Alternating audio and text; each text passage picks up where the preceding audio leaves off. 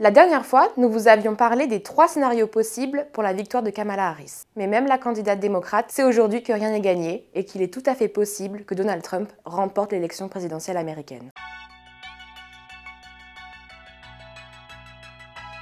Elle n'est qu'à environ 2 points d'avance dans les sondages nationaux et plus important encore, dans les États pivots, les deux candidats sont au coude à coude. Ces 7 États pivots, aussi appelés swing states, représentent 93 grands électeurs qui pourront déterminer le sort de l'élection présidentielle. On compte l'Arizona, qui en a 11, la Géorgie, qui en a 16, la Caroline du Nord, 16 également, et le Nevada, qui en a 6. Le Michigan, de son côté, en a 15, suivi par le Wisconsin, qui en a 10, et enfin la Pennsylvanie, le plus gros, qui a 19 grands électeurs. L'objectif pour Kamala Harris et Donald Trump, ce n'est pas forcément de remporter l'ensemble des États pivots, mais d'en avoir suffisamment pour pouvoir atteindre le seuil de 270 grands électeurs, qui permettront à l'un ou à l'autre d'arriver à la Maison-Blanche. Voici 3 scénarios qui pourraient propulser Donald Trump à la Maison-Blanche, si l'on en croit les sondages.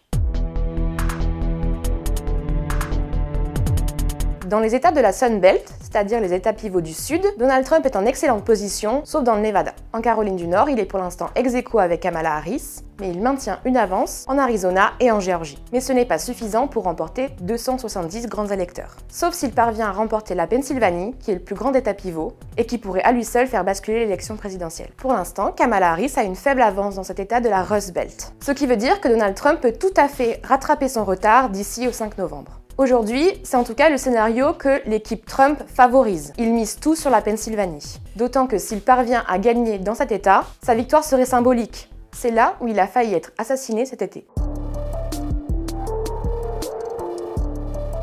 Donald Trump est persuadé qu'il remportera au moins un État de la Sun Belt, qu'il s'agisse de l'Arizona ou de la Géorgie, où il est pour l'instant en avance dans les sondages. Il a donc ses yeux rivés sur la Rust Belt, qui comporte le Michigan, le Wisconsin et la Pennsylvanie, dont on a parlé plus tôt. Son avantage dans cette région est qu'il y a un large électorat masculin, blanc, rural et même ouvrier, qui penche davantage en sa faveur. C'est d'ailleurs pour les rallier et verrouiller leur vote qu'il a choisi J.D. Vance comme colistier. J.D. Vance étant un sénateur du Midwest, issu lui-même d'une classe plutôt ouvrière. Pour l'instant, Kamala Harris est en tête dans les États de la Rust Belt. Mais comme on l'a dit plus tôt, rien n'est assuré. Surtout que des sondages récents montrent que Donald Trump commence de plus en plus à réduire l'écart avec Kamala Harris, y compris dans le Wisconsin, qui, il y a quelques semaines, était quasiment assuré pour la candidate démocrate. S'il domine dans cette région et remporte au moins un État du Sud comme il en est persuadé, il obtiendra plus que les 270 grands électeurs nécessaires. C'est donc une victoire assurée.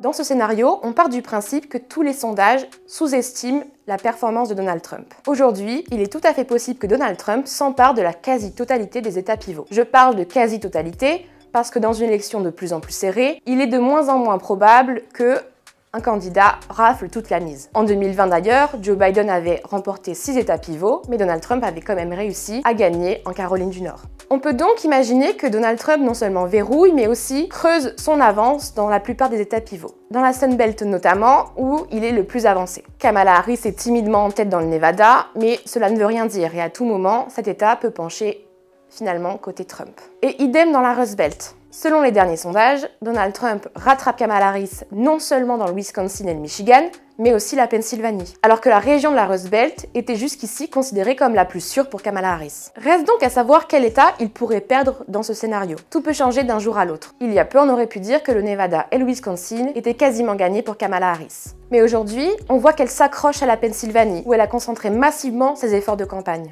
Sauf que sa victoire dans cet État n'aurait aucune importance si Donald Trump parvient à capturer l'ensemble des autres États pivots. Avec 6 États pivots dans la poche, il serait bien au-delà du seuil de 270 grands électeurs. Et puis, il y a quand même un dernier scénario. Et si Donald Trump raflait bel et bien toute la mise? Ce serait un scénario catastrophique, voire cauchemardesque pour les démocrates. Cela ne veut pas dire que c'est impossible.